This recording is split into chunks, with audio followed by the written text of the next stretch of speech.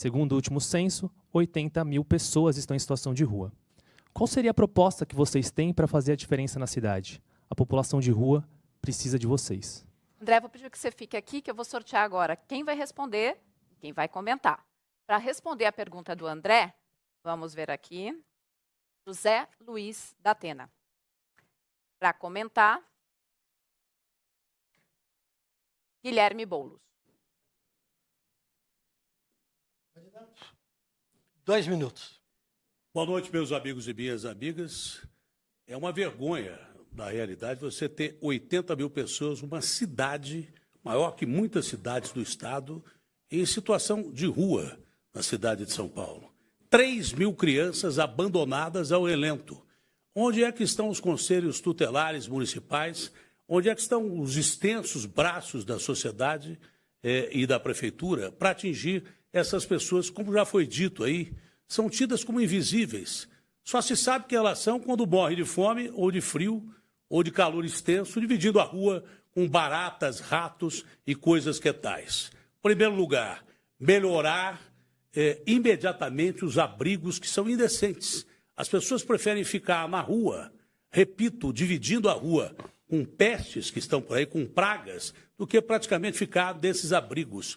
Recolher imediatamente essas crianças e dar um tratamento adequado, inclusive psicológico, porque morar na rua é uma agressão a qualquer cidadão, principalmente crianças, que deveriam ter todo o amparo da prefeitura e não têm. É incrível eu entrevistar uma pessoa que estava morando num lugar em que nem bicho mora, que tinha curso de teologia, que foi à rua, primeiro porque se viciou em drogas e depois em crack, e pedia, pelo amor de Deus, ajuda para deixar as ruas. Não só essa pessoa merece ajuda, mas como quase 2 milhões de idosos que nós temos em São Paulo, muitos deles morando na rua em situação de abandono tão grave quanto, na realidade, a situação das crianças. Nós temos que ter na prefeitura mais rica do Brasil, uma das prefeituras mais ricas do mundo, uma assistência social que não permita esses números vergonhosos. Candidato. Obrigado, Tramontina, Datena, boa noite a todos vocês que estão assistindo aqui o debate no Flow. Gente, assim, não faz nenhum sentido a cidade mais rica da América Latina ter 80 mil pessoas jogadas na rua. Dinheiro não falta. O que tem tido é descaso, é falta de prioridade. Eu atuei muito tempo no movimento de luta por moradia. Eu conheço esse tema, não de ouvir falar, mas conheço muitas dessas pessoas por nome, pela história. E por isso sei como resolver.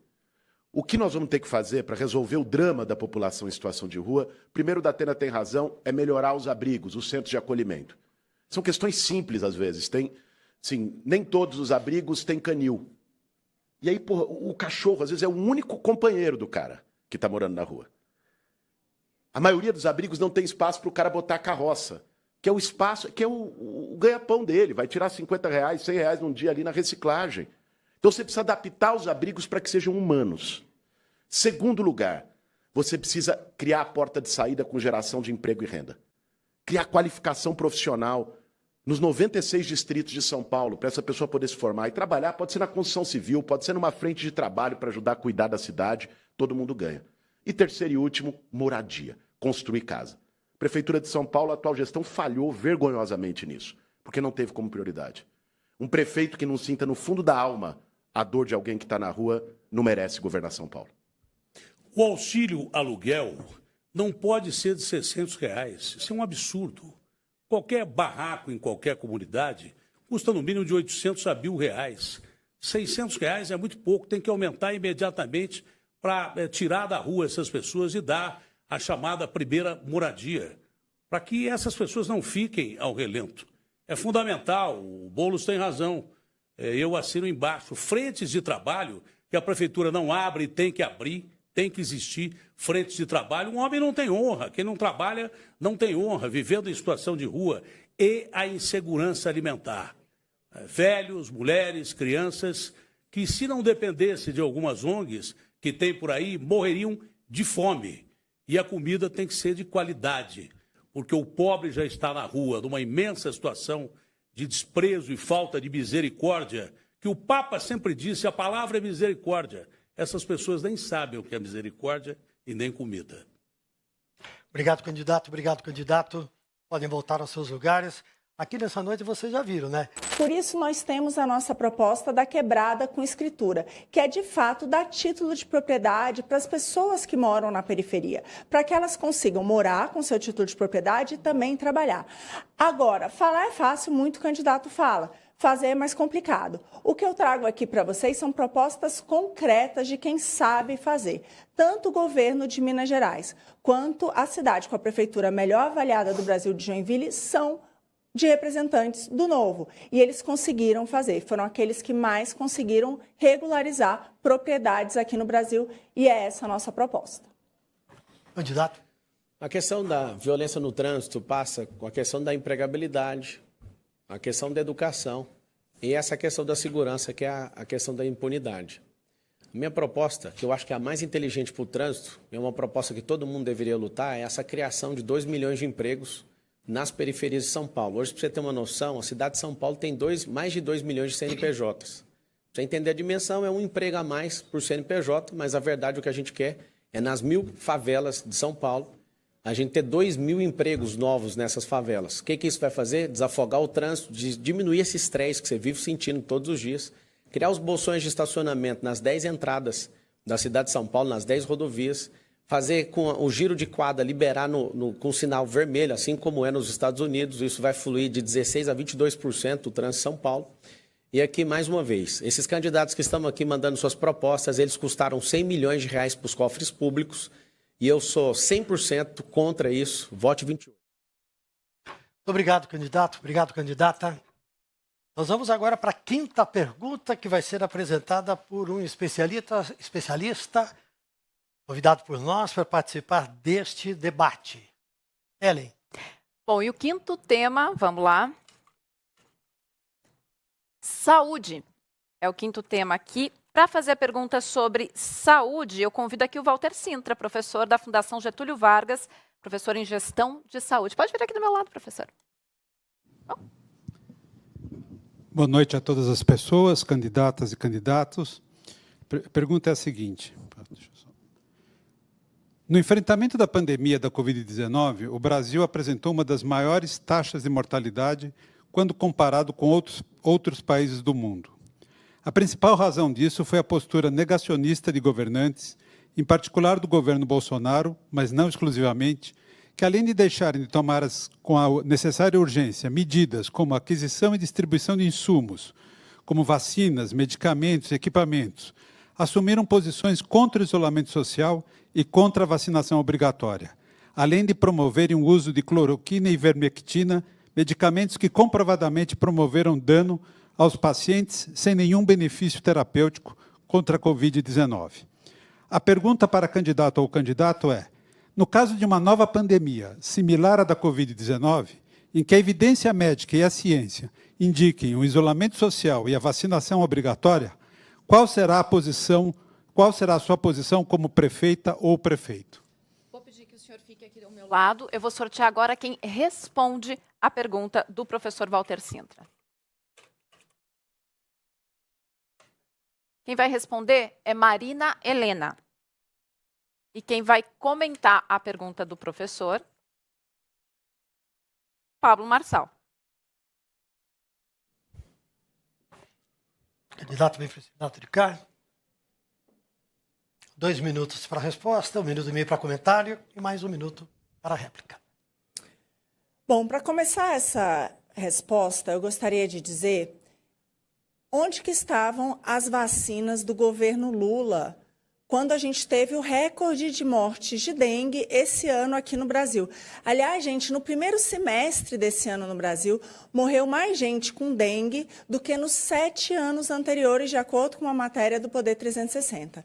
Então, cadê? Né? A gente está chamando aí o Lula também de genocida, e cadê as vacinas que não chegaram a tempo? Então, essa é a primeira pergunta que eu tenho para fazer. Se foi esse caos, sinceramente, no que a gente está vendo agora com a dengue, imagina se fosse essa turma que estivesse lá na época da Covid.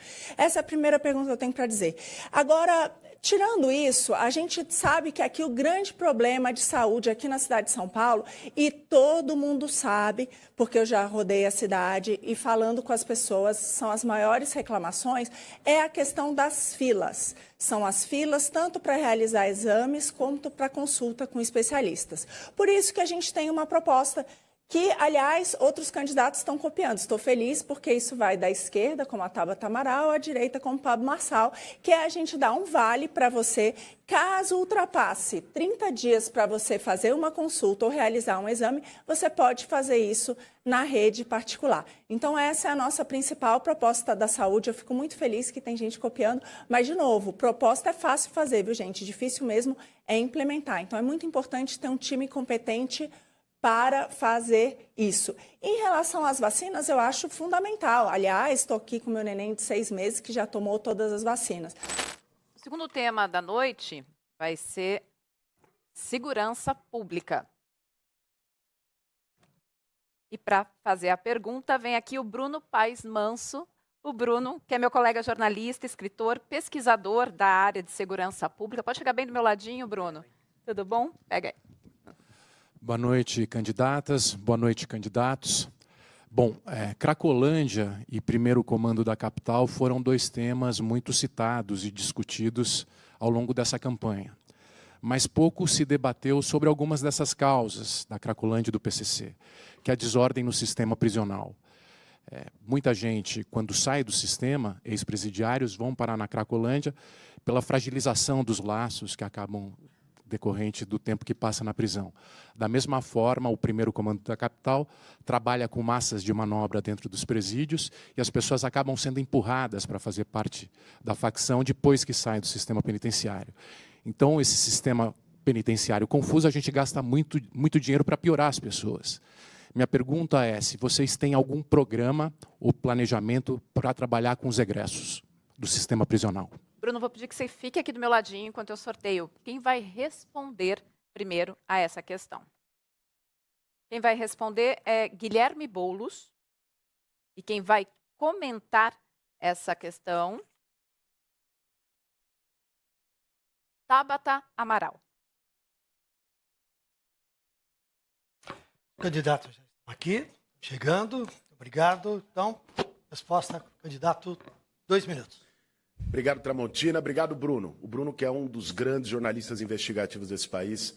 Tive o prazer de ler a trilogia dele, né, que trata da República das Milícias, do crime organizado do PCC e o livro Fé e Fuzil. Então, é fundamental ter uma política para você lidar com os egressos do sistema prisional. Aliás, pesquisas mostraram que uma parte expressiva das pessoas que estão no fluxo da Cracolândia vieram do sistema prisional. Aí pensa, o cara sai da cadeia, às vezes rompeu o vínculo com a família, não tem casa, ele não consegue um emprego porque preconceito está gravado na testa dele, e aí vai para a droga, aí é ladeira abaixo. Nós temos que acolher. Né? Para além do tratamento na Cracolândia, ter políticas de estender a mão para essa pessoa. Esse é um ponto importante, Bruno, que você me dá a oportunidade, até para desfazer uma fake news que tem sido utilizada nessa campanha por alguns candidatos, que não conseguem diferenciar a maneira de se tratar o usuário de droga e o traficante. O traficante, ele é caso de polícia. Ele tem que ser preso, tem que ir para a cadeia. O usuário, pessoa, imagine, você vê alguém que você pega com 1 tonelada de droga, o outro você pega com 1 grama. Se você tratar do mesmo jeito e botar todo mundo na cadeia, é esse sistema prisional que está sendo construído. E o cara que entra como usuário sai como traficante, porque a cadeia virou escola do crime. Quem está assistindo sabe muito bem disso. Essa é a realidade. O usuário precisa ter tratamento. O dependente químico, o cara que está na Cracolândia, precisa ter resgate, tratamento. Quem é da periferia sabe muito bem disso. Sabe que não funciona esse modelo que alguns, por demagogia, ficam falando em tempo de eleição. O Ricardo Nunes, inclusive, foi hoje determinado pela Justiça, condenado a pagar um post onde ele tentava fazer essa confusão na cabeça das pessoas. Então é muito importante separar usuário de traficante, no caso dos dependentes químicos, no caso das pessoas que vêm do sistema prisional, ter uma política de inclusão que envolva educação, que envolva cultura, que envolva trabalho e recuperação de saúde mental. Candidata. Boa noite, Tramontina. Muito obrigada, Bruno, pelo seu trabalho, pela pergunta. Boa noite a todos que nos acompanham. Uma das propostas que eu venho apresentando nessa eleição é o Capacitaí. Mas antes de falar dela, eu preciso falar de uma realidade que a gente tem aqui no Brasil, especialmente em São Paulo, que é a cidade que concentra a sede das maiores empresas de tecnologia do país. O Google, a Microsoft, a Amazon, está todo mundo aqui. E o próprio Google vem apontando que nessa área a gente tem inúmeras vagas, milhares de vagas que continuam em aberto, porque em São Paulo a gente não tem pessoas formadas, preparadas para essa área. O que é o Capacitaí? A prefeitura mapear junto com essas empresas quais são as vagas que estão em aberto. A prefeitura entra bancando o curso, mas a empresa tem que oferecer a vaga desde o dia zero, porque eu estou cansada de ver gente com diploma, especialmente gente que vem da periferia, mas que por falta de experiência não consegue o emprego. Então temos o Capacitaí e o Jovem Tech também, que é voltado para o público de periferia de escola pública. Mas me permitam falar de uma outra coisa, que é atuar em prevenção. Uma das políticas públicas mais efetivas para a gente reduzir o homicídio entre jovens é a escola em tempo integral. É a prefeitura, e esse é meu principal objetivo na educação, garantir que 100% das crianças vão estar na escola o dia todo, fazendo robótica, inglês, teatro, balé, judô. É uma segurança para a mãe que trabalha tranquila e é fundamental. Candidato? Eu concordo com a Tabata nesse ponto. Prevenção é muito importante. E na prevenção, gente, entra cultura.